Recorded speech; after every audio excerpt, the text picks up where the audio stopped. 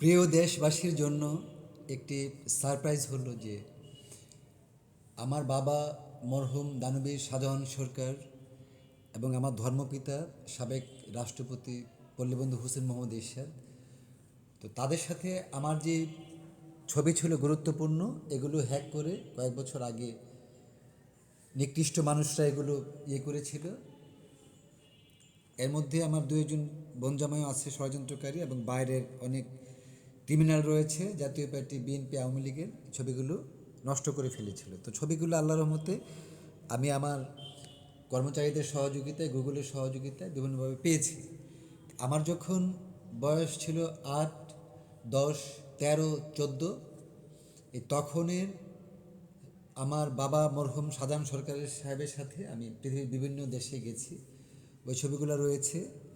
এবং সাবেক রাষ্ট্রপতি হোসেন মোহাম্মদ এরশাদ, উনি আমাকে স্নেহ করতেন। ওনার একমাত্র ধর্ম ছিল আমি ছিলাম। পরবর্তীতে প্রতিহিংসা, বশবর্তী তাদের ফ্যামিলি অনেকের কারণে আমি সেখানে আর যাইনি।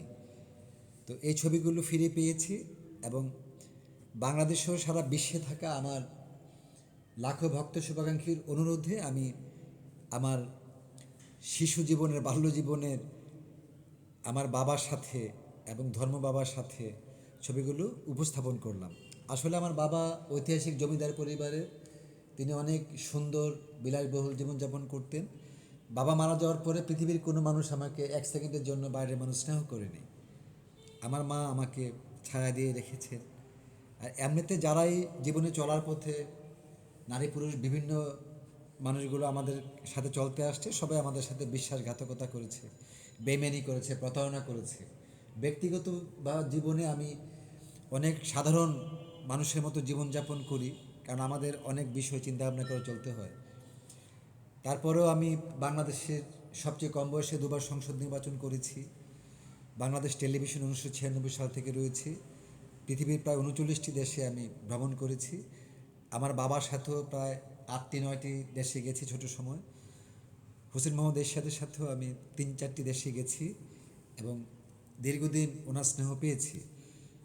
পল্লীবন্ধু হোসেন মোহাম্মদ এরশাদ, আমার ধর্মপিতা, তিনি মারা যাওয়ার পরে ওনার পরিবারের, ওনার একাধিক স্ত্রী, ওনার ভাই, ওনার ভাইয়ের বউ, অন্যান্য আত্মীয় স্বজনগুলো বিভিন্ন ষড়যন্ত্র করে অনেক ঝামেলা করেছে, যে কারণে আমি ওই বিষয়ে আর খোঁজখবর রাখি নাই। তারপরেও আমি বলবো পৃথিবীর শ্রেষ্ঠ বাবা হিসাবে আমার বাবা মরহুম কন্ট্রাক্টর শাহজাহান সরকার সাহেব, তিনি একজন দানবীর ছিলেন। ঢাকা, কুমিল্লা, রংপুর সহ সারা বাংলাদেশে অনেক কিছু করেছেন। বাবা মারা যাওয়ার পরে বাবার অর্থ কোথায় কোথায় রাখা ছিল এগুলো আমরা জানতাম না। অনেক আত্মীয়স্বজন এগুলো চুরি করেছে, বাটপারি করেছে, আমাদেরকে ফিরিয়ে দেয়নি। আমার মা আমাদেরকে সততার মাধ্যমে সর্বোচ্চ জ্ঞানের পরিধি নির্ণয় করে দিয়ে আমাদেরকে সুমানুষ হিসেবে তৈরি করেছে, আমার 4 বোন এবং আমি। এর মধ্যে আমার দু একজন বোনজামাই চলার পথে আমার সাথে অনেক বিশ্বাসঘাতকতা করেছে, অনেক বড় ধরনের ষড়যন্ত্র করেছে।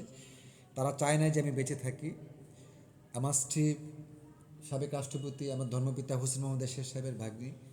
আমার স্ত্রী ডক্টর অন্তরা নিঝুরকেও আমার দু একজন বিশ্বাসঘাতক বোনের জামাই ষড়যন্ত্র করে আমাকে ক্ষতি করার জন্য তাকে ব্ল্যাকমেলিং করে আমার জীবন থেকে তাকে দূরে সরিয়ে নিয়েছিল বা নিয়েছে। তো চলার পথে বেশিরভাগ মানুষই আমাদের সাথে বিশ্বাসঘাতকতা করে আমরা যেন বেঁচে না থাকতে পারি।